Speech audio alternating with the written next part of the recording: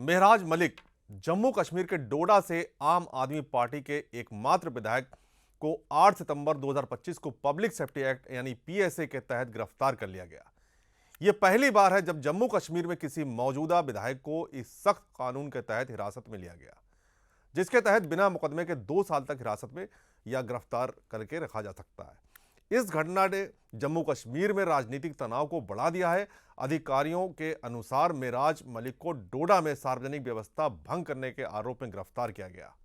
उनके खिलाफ करीब 18 एफआईआर दर्ज हैं। उन पर डोडा के डीसी हरविंदर सिंह के खिलाफ अपमानजनक भाषा का उपयोग करने, अधिकारियों पर हमला करने और उन्हें उनके कार्यालयों में बंद करने और सार्वजनिक रूप से धमकाने का आरोप है।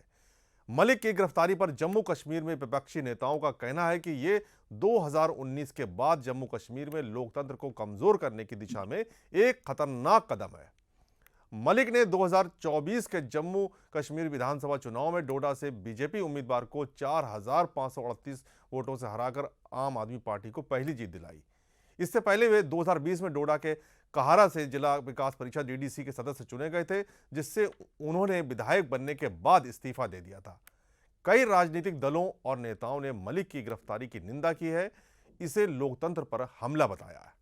हमारे साथ मौजूद हैं डीपीएपी के चीफ प्रवक्ता सलमान निजामी और उनसे हम बात करेंगे और जानेंगे कि इस पर उनकी क्या राय है।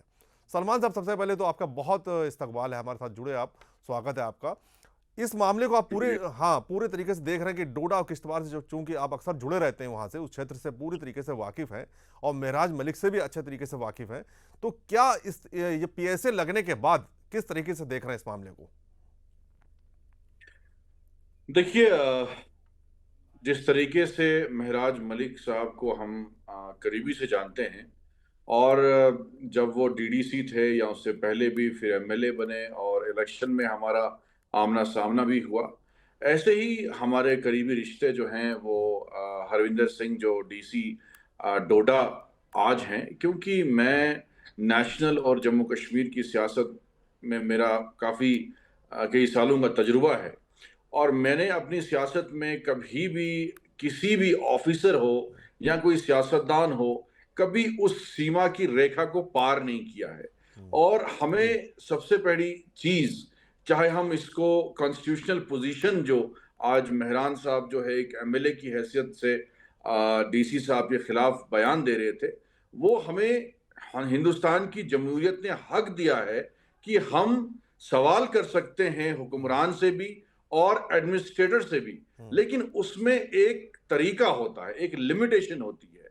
और जिस तरीके से मैंने हाल ही में एक ट्वीट भी किया था कि पहले कई सालों से जो महराज मलिक साहब को मैं देखते आ रहा हूं, चाहे वो डीडीसी थे चाहे वो एमएलए थे, तो वो सीमा रेखा कई बार कर चुके थे।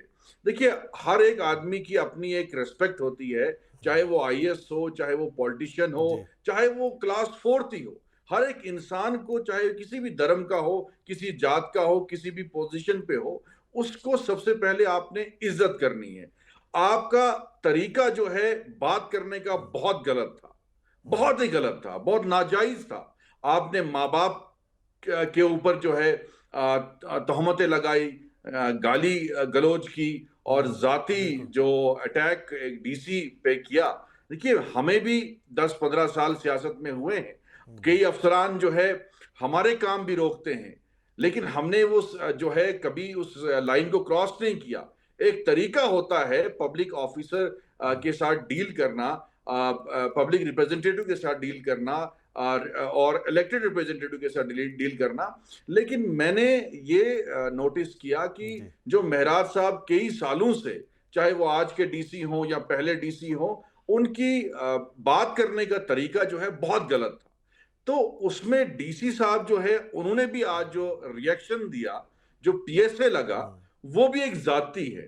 ठीक है, अगर महराज साहब जो है उनको हम भी जो है ये कोशिश कर रहे थे कि वो भी जो है वो माफी मांग ले और मामला शांत हो जाए। स्पीकर साहब इंटरवीन करते तो देखते कि भाई क्या जमीनी हकीकत है, क्या मसला है, तो उसमें सीएम साहब इंटरवीन कर सकते थे, उसमें स्पीकर साहब इंटरवीन कर सकते थे, ताकि डीसी साहब और एमएलए जो इलेक्टेड हैं उनके बीच सलाह की जाए और लोगों का जो मसला है, जो अड़चन आई है किसी काम को लेके वो रिजॉल्व की जाए। लेकिन गाली गलौज करना जो है मुझे लगता है वो नाजायज था, वो गलत था।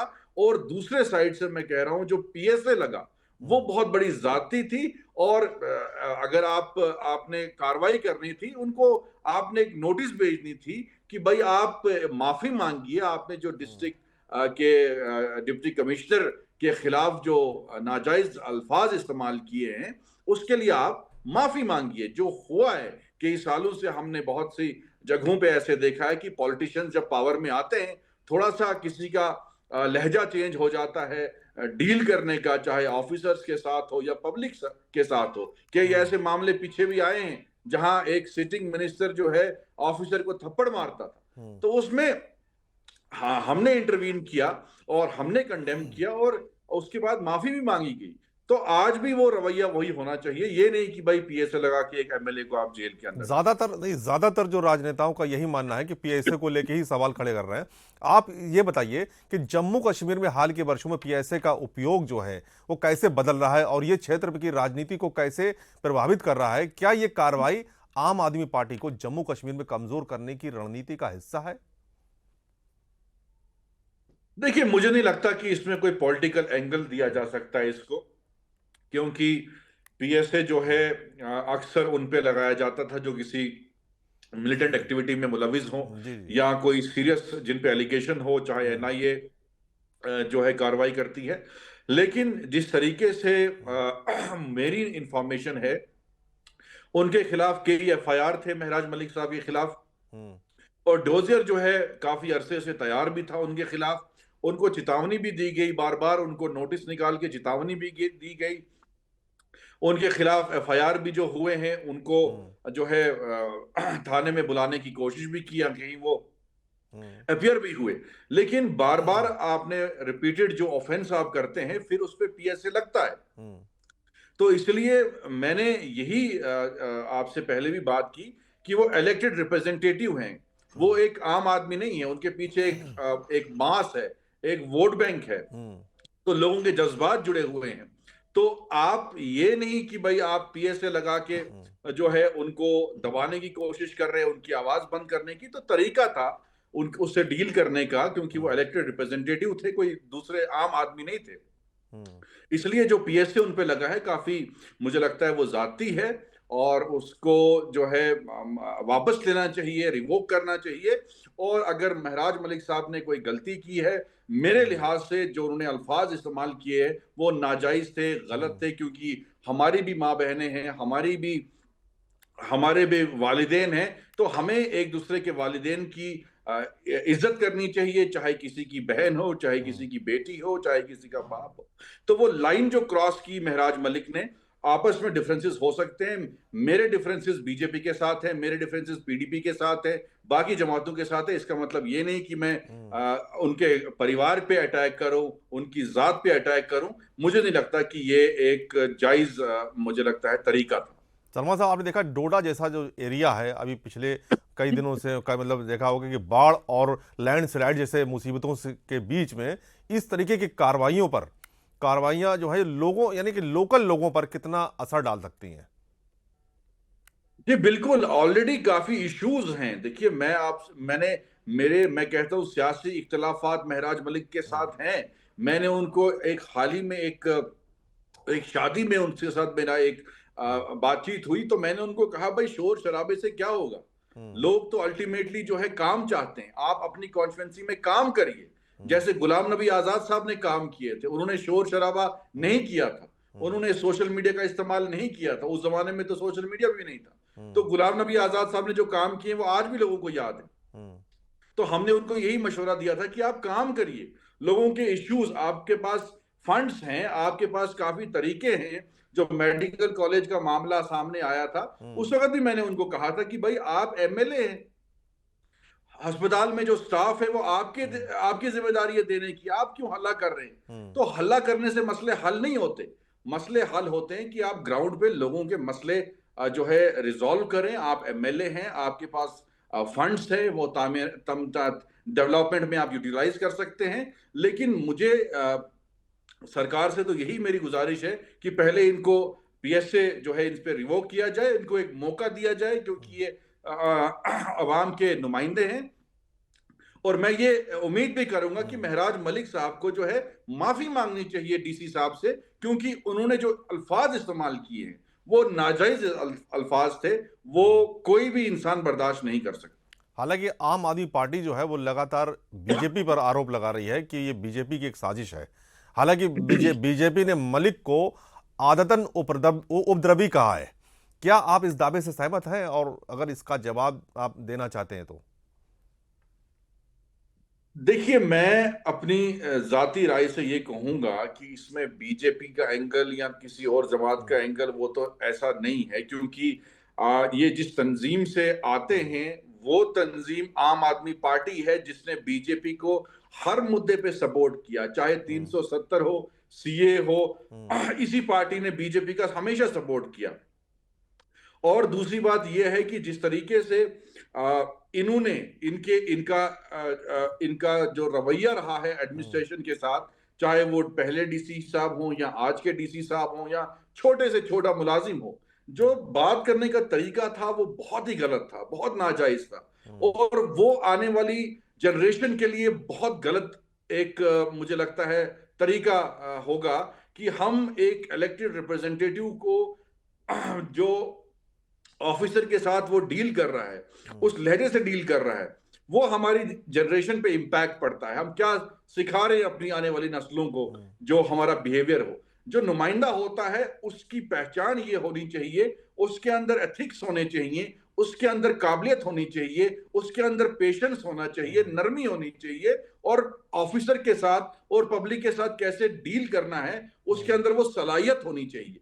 ऐसे नहीं कि आप किसी भी इंसान की बेइज्जती कर देंगे। वो एक आईएएस ऑफिसर है, आंखों का तेल निकाल के एक आईएएस ऑफिसर बनता है। हमारी तो किस्मत नहीं थी, हम नहीं बने, हम उसके काबिल नहीं थे कि हम आईएएस ऑफिसर बनते। तो हमें मालूम है कि आईएएस कल को ऐसा हो कि कोई भी एमएलए हो, कोई भी नेता हो, माँ बहन की गाली जो है किसी भी आईएएस ऑफिसर को दे, नहीं। हमने उस पोजीशन का एहतराम करना है। हाँ, अगर आपको जाती इख्तलाफात उस ऑफिसर से थे, आप लीगल तरीके से जो है डील कर सकते थे, आप जो है पीसफुल प्रोटेस्ट कर सकते थे, आप गाली गलौज पे आ गए, जाती अटैक पे आ गए। और ये एक इंसिडेंट नहीं है, ये काफी ऐसे इंसिडेंट हैं जहां लॉ एंड ऑर्डर की प्रॉब्लम बन सकती थी, जहां प्रोवोकेशन की जो है हालात बन सकते थे। तो इसीलिए मुझे लगता है डीसी साहब भी मजबूर हुए कि पीएसए उन्होंने लगाया, हालांकि वो जाती थी। और मैं यही चाहता हूं कि ये इश्यू रिजॉल्व हो जाए। ये लोगों ने उनको चुना है 5 साल के लिए, और इससे लोग सफर करेंगे। पीएसए को हटाया जाए, उनको रिलीज किया जाए, और उनको मौका दिया जाए कि वो डीसी साहब के सामने जो है माफी मांगे। अच्छा, क्या आपको लगता है कि इस तरह की कार्रवाई जो है जम्मू कश्मीर में प्रशासन और एक चुने हुए प्रतिनिधि के बीच टकराव को और भी आगे बढ़ा सकता है? देखिए, नुकसान तो आवाम का होता है ना, आवाम नुमाइंदे को चुन के भेजती है। अब 10 महीने में सिर्फ शोर शराबा हमने देखा, ग्राउंड पे कोई काम तो देखा नहीं, कोई सड़क नहीं बनी, कोई बिजली माफ नहीं हुई, कोई सिलेंडर नहीं मिला, कोई कुछ नहीं मिला। जो एमएलए साहब बन के आए, उन्होंने भी जो लोगों के सामने वादे किए थे वो भी पूरे नहीं किए 10 महीने में। एक लड़ाई जो है एक डिस्पेंसरी को वहां से यहां हटाने की है, कोई नई चीज तो चाहे एमएलए हो या चीफ मिनिस्टर हो या कोई, इन्होंने तो नई चीज कोई दी नहीं उस इलाके के लिए। उस इलाके में जो काम किए वो गुलाम नबी आजाद साहब ने काम किए। लेकिन एमएलए साहब को हमने कई बार उनसे आर्गुमेंट भी हुआ, मेरे साथ बहस भी उनकी हुई कि शोर शराबे से मसले हल नहीं होते। आपने काम करने हैं लोगों को, आपने लोगों के काम करने हैं, आपने डेवलपमेंट करनी है, आपने स्कूल बनाने हैं, आपने कॉलेज बनाने हैं, आपने सड़कें बनानी है। अगर आपका कोई ऑफिसर जो है अड़चन लाता है, लीगल तरीके से कार्रवाई करिए। गाली गलौज से मसले तो नहीं हल होते ना।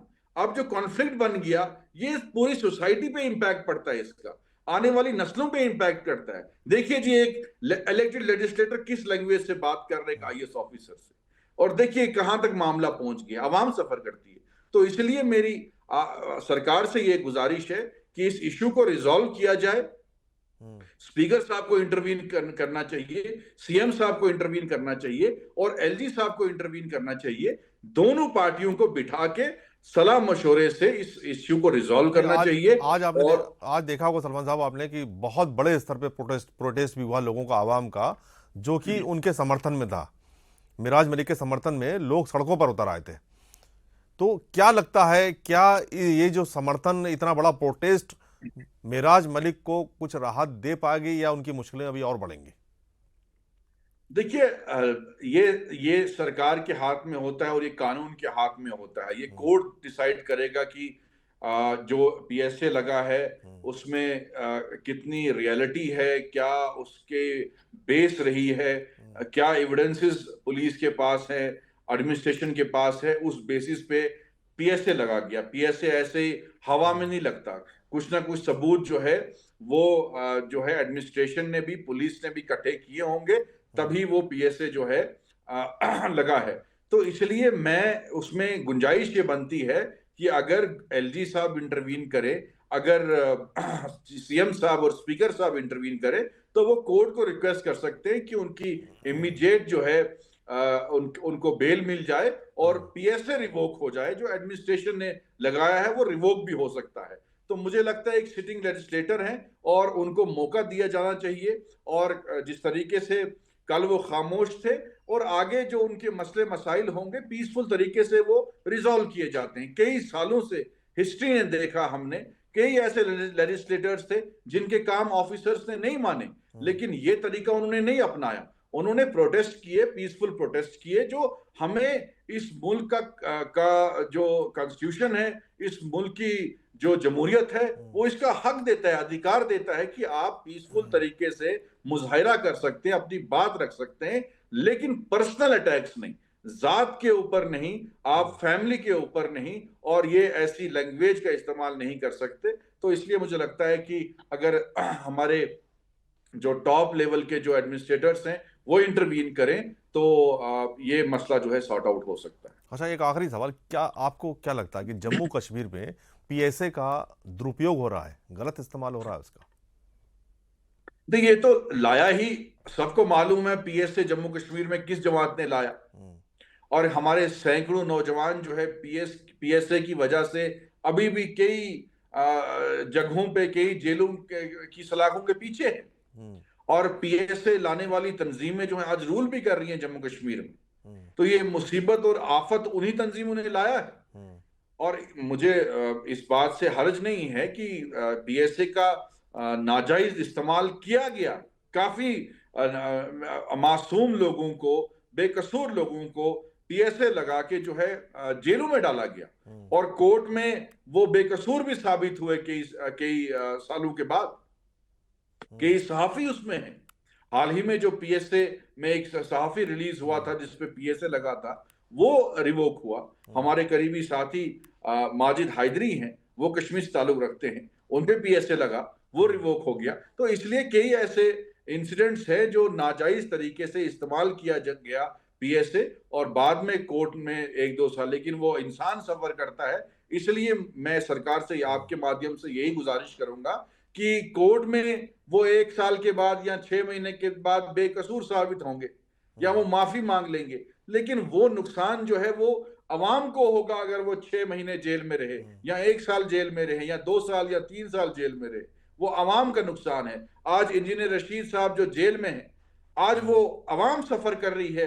बारामूला की एक एमपी को आपने जेल में रखा है, वही परा साहब को आपने बेल आउट कर दिया, उन्होंने इलेक्शन लड़ा, वो आज लोगों के साथ हैं, उन पे भी वही एक्ट लगे हैं जो इंजीनियर रशीद साहब पे लगे हैं। तो इसलिए लेजिस्लेटर जो है, अगर कोई सीरियस चार्जेस उन पे नहीं है, उन पे जो है उनको रिवोक करना चाहिए, पीएसए हो, यूएपी हो, ताकि अवाम ना सफर करे।